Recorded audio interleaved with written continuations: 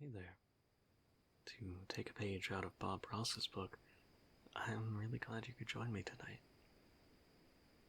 I've grown rather fond of talking to you about all of these constellations and their myths and stories, so I thought tonight we would take a look at another of the main zodiac. And yep, just give me your hand, and if you look right over here, that would be Aries, the ram. At first, a ram might seem like kind of an interesting choice to be one of the great 12 constellations in the sky, but then you remember the fact that we're talking about Greek and Roman myth here, and one of the most common sacrifices at the time were rams. In fact, Zeus himself was often associated with rams, so it kind of makes sense, I guess, that they would be like the premier sacrifice, I suppose, after, well, children.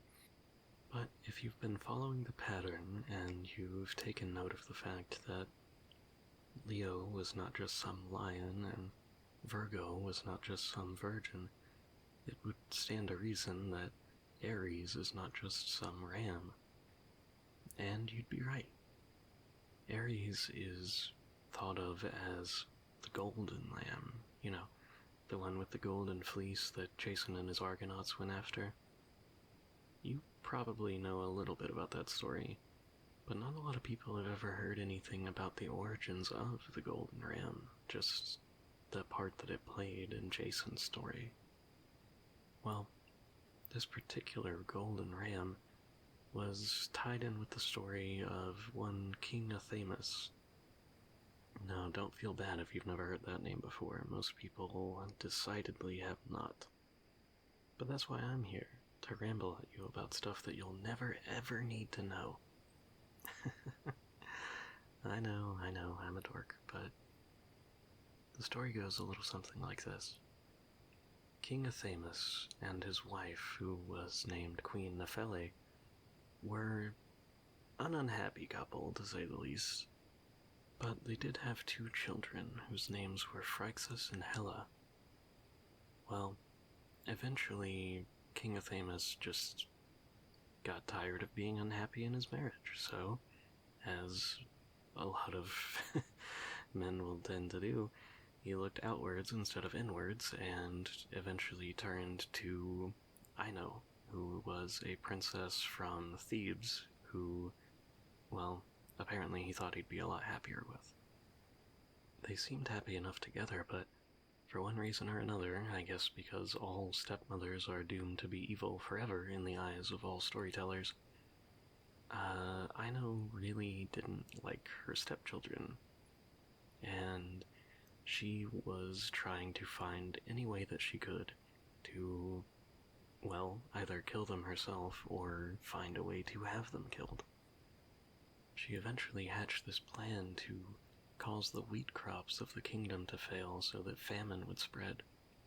And unfortunately for everyone involved, it worked. Athamas was kind of at a loss. He didn't really know what to do.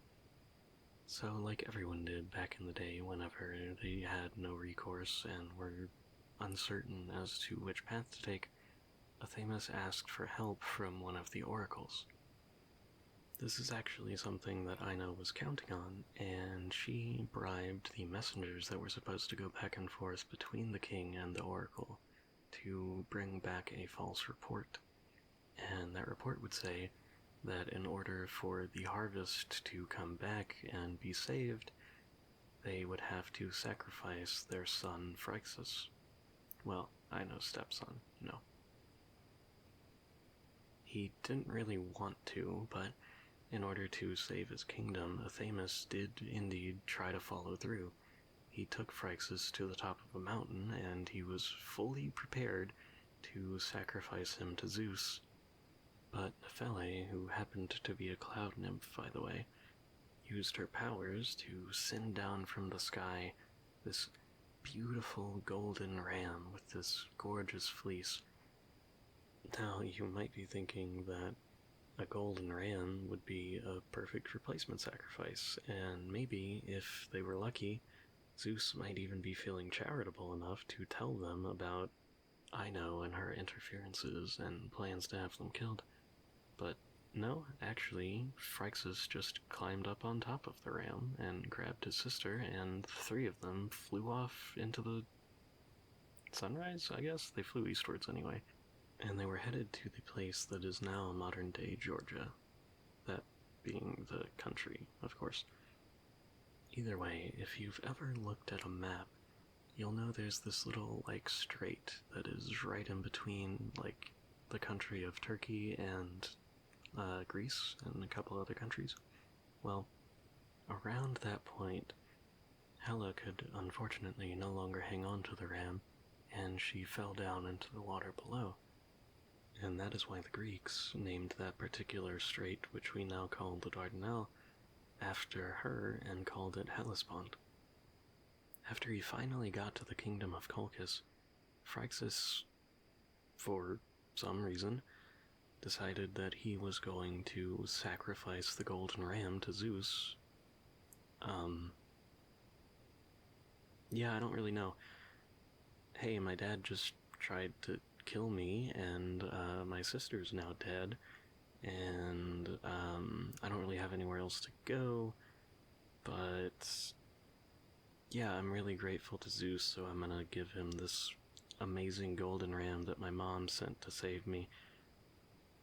I can't say it makes a whole lot of sense, but one way or another, he sacrificed the ram and he kept the golden fleece, which he eventually gave to King Aeetes, and in return, because everything is transactional, I guess, and especially when it comes to love, the king gave Phrixus his daughter's hand in marriage, and his mom Nephele placed the image that we now know as Aries in the sky to commemorate both the ram that saved her son and the celebration of his marriage. And it's kind of at this point that the story ventures more into the realm of Jason and the Argonauts, because then the golden fleece that Phrixus gave to the king kind of became this much vaunted treasure, and in particular it caught the attention of Pelias, who was the pretender that seized the throne that was rightfully Jason's, and said that he would relinquish the throne if Jason would bring him the golden fleece. And that led to that whole epic voyage and journey, and yada yada, Jason finding love with Medea, the king's daughter, and etc., etc. As for the fleece itself, it did, of course, eventually end up with Jason, who used it to cover his wedding bed, and after that point, when he returned to Greece, he gave it to a temple of Zeus and hung it up there as, both a boast and an offering. There's something kind of uniquely Greek hero brand masculine about, I went on this great and epic voyage to recover this golden fleece and reclaim my own throne, but I'm gonna use it to aid in consummating my marriage, and then after that I'm gonna give it up as a sacrifice to the, father of the gods. It's just, a little silly, but amusing nonetheless, and that is the story of Aries. As a last little fun fact, if you look up and see that Aries is actually a little dimmer than some of the other constellations that are around it, the ancient Greeks actually had a reason for that too. They said it was because Phrixus took the golden fleece from it that when it was placed in the sky, it didn't shine as brightly anymore, so naturally its stars didn't either. Leave it to the Greeks to find some sort of mythological reason for everything. But either way, I really appreciate you joining me out here again. I really love these little story times, I guess, is what they're amounting to, and I really hope that you are too. I hope more than that, though, that they encourage you to just kind of look up every now and again and admire the sheer natural beauty out there and almost resonate with the thousands and thousands of years of humans that have come before us who have looked up and done the exact same thing. I think there's a uniquely human beauty to that. Anyway, it's getting a little late, so let's head on back inside. We'll come back out again soon and I'll bore you with some more stories.